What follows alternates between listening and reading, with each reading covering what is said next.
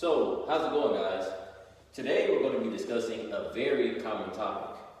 What is that? Well, let's discuss it. When it comes to our backswings, a lot of times we're told to what?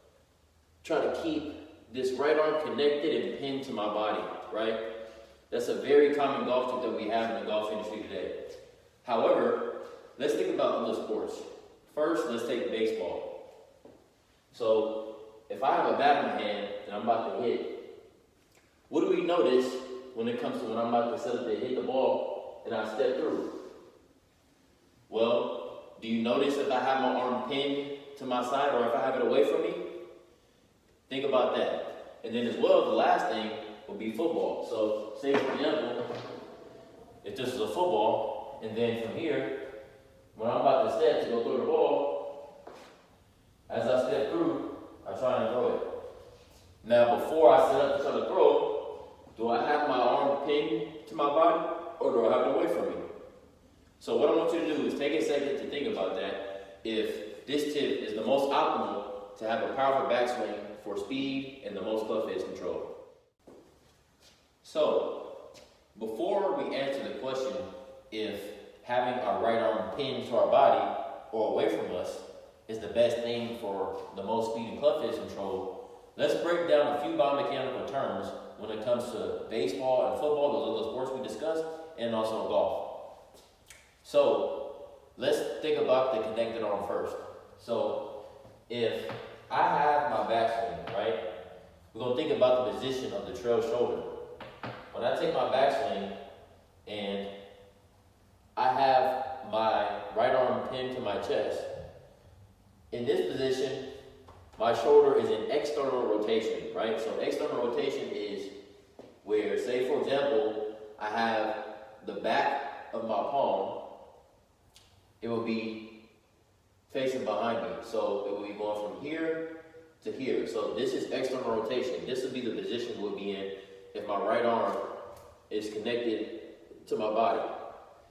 Then, if the right arm isn't connected to my body, so if I take a practice backswing and I have it away from my body, as you can see it's away, the position the shoulder is in right here is called internal rotation of the shoulder. So instead of it being here, it would be in this position. This is internal rotation where basically we have the back of our palm starting to face in front of us. So again, right arm pinned to my body, this would be external rotation. And then when it comes to away from my body with the right arm, this will be internal rotation. So which one of those positions is the most powerful in order to have the most speed and club face control in our golf swing? Well, now we're going to discuss the different sports and the different systems that happens within baseball, football, and also golf. So that system or cycle is called the stretch shorting cycle. So let's break that down a little bit. So let's say, for example, if I take this golf ball and then actually switch it. Let's say, for example, if we go back to the baseball bat analogy. So if I'm here, right, and then I step, when you notice the position of my shoulder changes from the right arm being away from my body to being connected, right? So basically, it will be going from internal rotation to external rotation. Then as well, when it comes to football, so if I'm about to throw a football, same thing applies. So if I have it where I have my right arm away from my body, this is internal rotation of my shoulder, and then as I step, it moves into external rotation, right?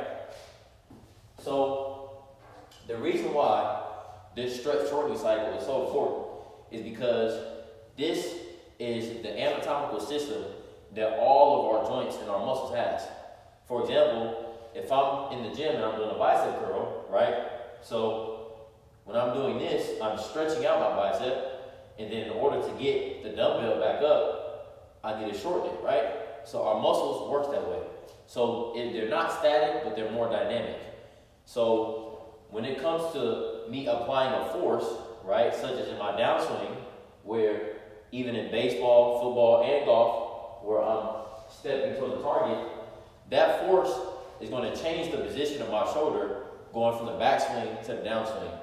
So let's think about this now. So in a sense, if I go back to the baseball bat analogy, I keep switching it. If I go back to the baseball bat analogy, if I had it where my right arm is pinned to my chest like this, then all of a sudden as I step, now as you see, the mass of this club or this baseball bat goes from external rotation to internal rotation. And if you think about it, would this be an optimal position to hit a baseball in? Why? Well, quite not. Then, if I take a football, so if this is a football here, I have a foam golf ball here. So if I have a football, and then I have this pinned to my chest or the external rotation of my shoulder, and then all of a sudden, to get the most speed to hit it far, when I step through, as you can see, again now, it goes from this position to internal rotation. And as well, you can see my follow-through is facing downward versus, as we know with football, I'm trying to throw it upwards in the air. So the thing to take away from that is that when it comes to our body, same thing with the golf swing, our muscles need to be stretched and shortened. So if I have it pinned to my chest, my shoulder is stretched into external rotation. So if it's stretched all the way here, the only thing it has to be able to do from there is to shorten, which will get the club steep, which we don't want. However, if I have it away from my body, this is also in a stretched position, but within internal rotation instead of external rotation. And then from there, when I step towards the target, then it moves back to external rotation in this position, which is the position we want, where we have it where we're coming from the inside, and then we can rotate. So the key thing to take away from that is that instead of trying to put ourselves in a position of being perfect, and then from here, when I step through and I be dynamic, then all of a sudden I put myself in the wrong position coming down. Instead, what we want to be is more athletic and think about the body when it comes to the golf swing as stretching and shortening.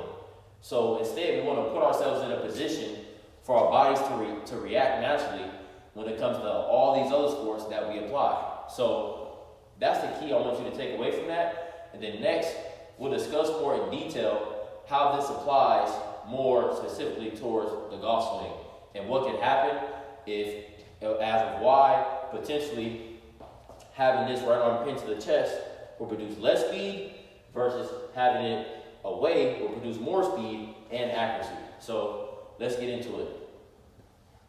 So hey guys, before we continue this video, I want to ask you guys a question. All the swing talk, all the mechanics talk, and just improving our technique in golf in general, what is the actual purpose?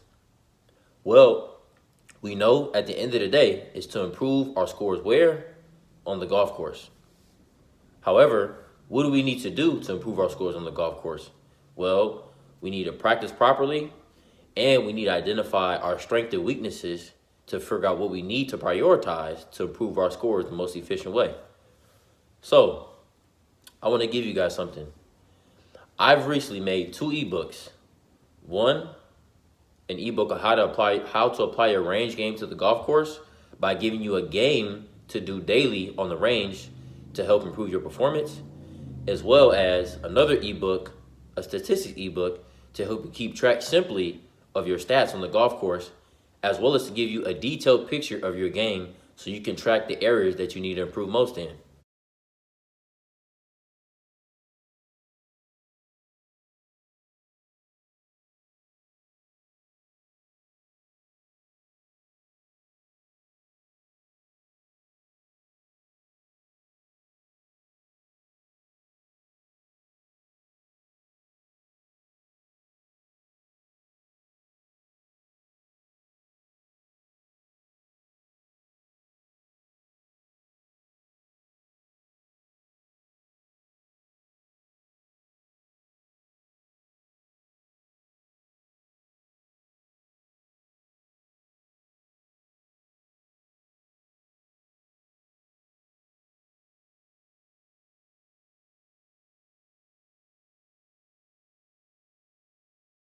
So, if you want to know how to improve the quality of your practice when you go to the range to apply to the golf course, and as well to have a statistics ebook completely broken down in detail to help you show what you need to work on in your game in the back of your pocket, go ahead and click that link down below.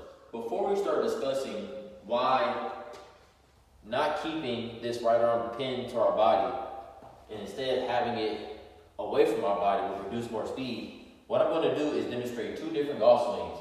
The first one will be where I try to pin it to my body as much as possible, and then the second one is going to be where I try to get it away from my body and my backswing as much as possible. And I want you to tell the speed difference within those golf swings. So here's the first one. I'm going to keep it connected as much as possible.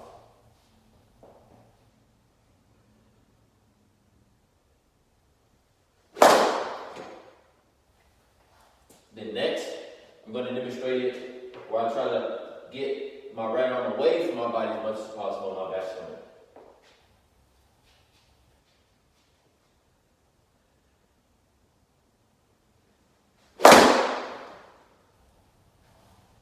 So, as you can probably tell, there was definitely more speed within that second swing where I got it away from my body as much as I could.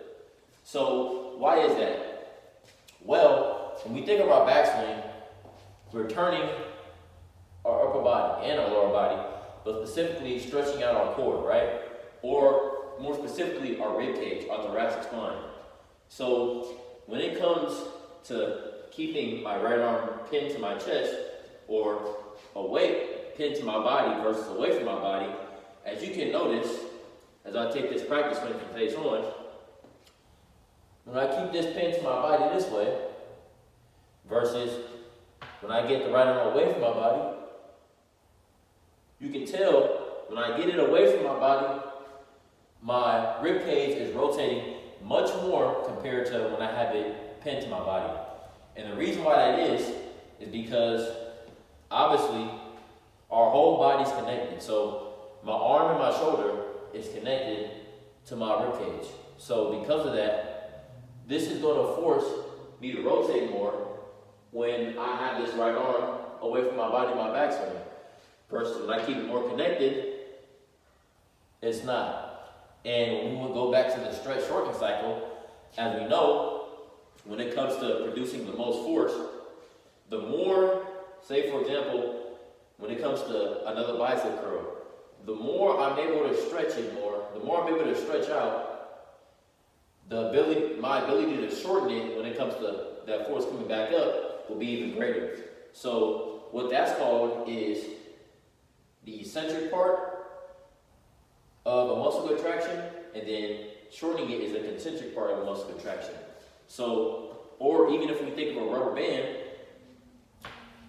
when it comes to me eccentrically loading going back, the more I'm able to stretch out that rubber band, then when I come down and shorten, the more force I'm able to produce at the ball. So that is why we're able to produce more speed when we have that right arm away from our body in our backswing compared to when I have it right close to my chest.